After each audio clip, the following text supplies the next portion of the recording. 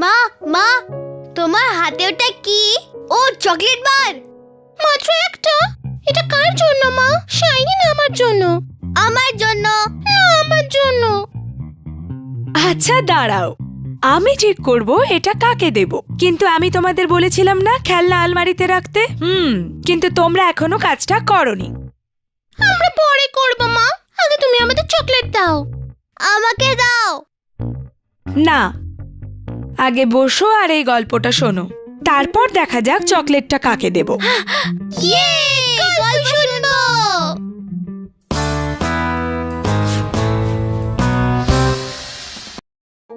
অনেক দিন আগেকার কথা। একটা খুব পরিশ্রমী মুরগি ছিল, তার দুটো ছোট ছোট বাচ্চা ছিল, জ্যাকি আর জনি। একদিন মুরগিটা কেক বানাবে বলে ঠিক করলো। তোমরা কি জানো, আজ আমি তোমাদের জন্য কেক বানাবো। খুব মজা হবে।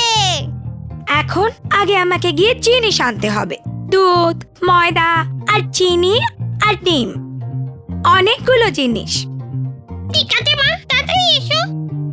আমি যাব তোমার সাথে। সত্যি? তুমি তো খুব ভালো ছেলে জনি।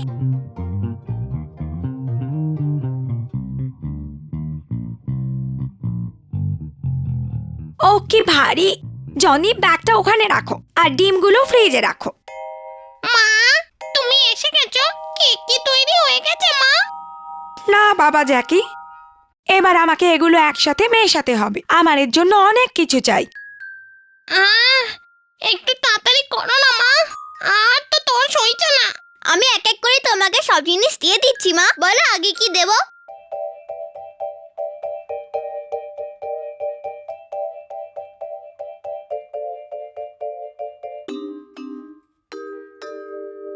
এবার আমরা এটা ওভেনে ঢোকাবো।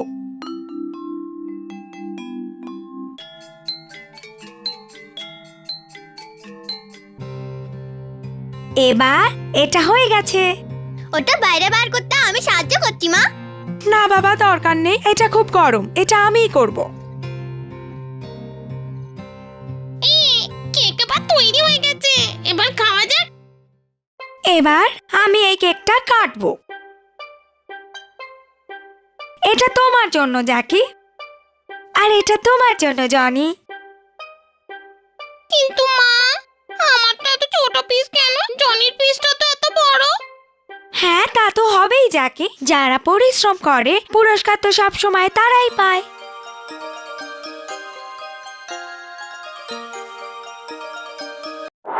তাহলে যদি তোমরা কাজ শেষ করতে আমাকে সাহায্য না করো, আমি তোমাদের কোনো পুরস্কার দেব না।